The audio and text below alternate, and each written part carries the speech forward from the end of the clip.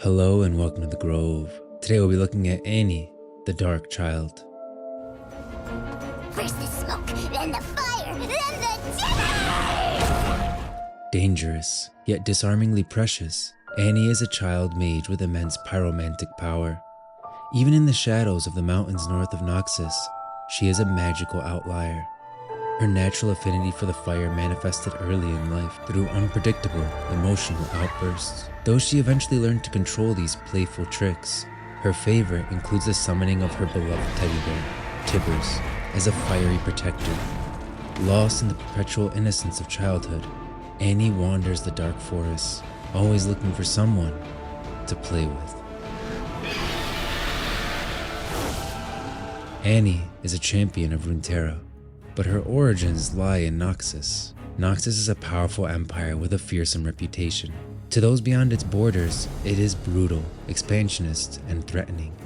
Yet those who look past this warlike exterior see an unusually inclusive society, where the strengths and talents of its people are respected and cultivated.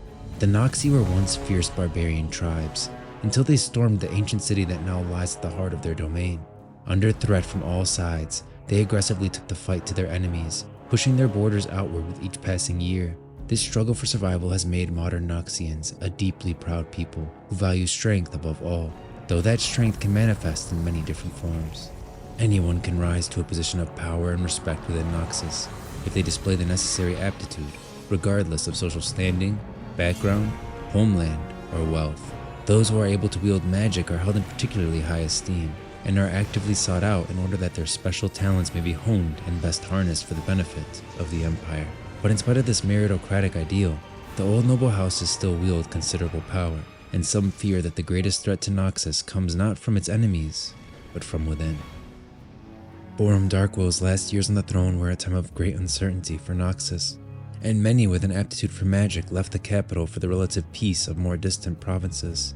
Grigori the Grey and his wife, a witch by the name of Ameline, preferred to demonstrate their Noxian strength by taming the borderlands, rather than partaking in the political intrigue of the noble houses. The young couple claimed a piece of land beyond the Iron Spike Mountains to the north, finishing their small home just before winter and the arrival of their first child. During their journey, other colonists' tales of the great shadow bears that once roamed the territory had captivated Ameline. Now, heavily pregnant, she passed the time sitting near the fireplace, creating a toy version of the protective creatures. Just as she finished sewing the last button eye on the stuffed bear, the quickening of labor overcame her. Grigori remarked later that his daughter was eager to play with her new toy, for there, on an ember-warmed hearth, Ameline brought Annie into the world. When Annie was still a toddler, she and her father took ill. As night fell, Annie began to burn with fever, and soon she was so hot she could no longer be held in her mother's arms. Ameline grew desperate, deciding at last to fetch icy water from the nearby river. The next morning, Grigori awoke, weak and groggy from his sickness. In the crib, a now healthy Annie played with her stuffed bear, Tibbers. But Ameline was gone. Naively, Annie believed her mother would one day return. Grigori would often find the girl sitting in her mother's rocking chair near the hearth, hugging Tibbers and staring into a crackling fire, where he was sure there had been nothing but cold ashes. He chalked up these slips of the mind to the burden of parenting a child alone. Years passed, bringing more colonists to the region, and in time, Grigori met Liana, a woman seeking a new life outside the capital with her own young daughter, Daisy. Annie was eager for a playmate, but spoiled by the indulgences of being an only child, so acclimation to her new stepfamily was difficult. Whenever Annie's fiery temper erupted, it left Liana uneasy and quick to take her own daughter's side.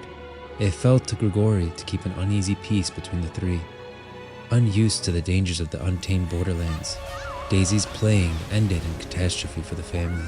Liana, of course, blamed Annie for the loss of her daughter, focusing her rage and grief on her stepdaughter's most prized possession, Tibbers. Annie was horrified as the last physical memory of her mother was threatened. The girl's terror grew as an unbridled rage, releasing her latent and powerful pyromancy, and the stuffed bear was brought to life in a maelstrom of protective fire. When the flames died down and the swirl of ashes settled, Annie was left orphaned and alone.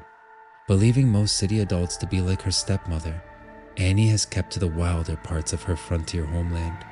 On occasion, she will use her disarmingly adorable exterior to be taken in by some pioneer family long enough to be offered new clothes and a hot meal. However, fire and death awaits anyone foolish enough to try parting Annie from the stuffed bear at her side.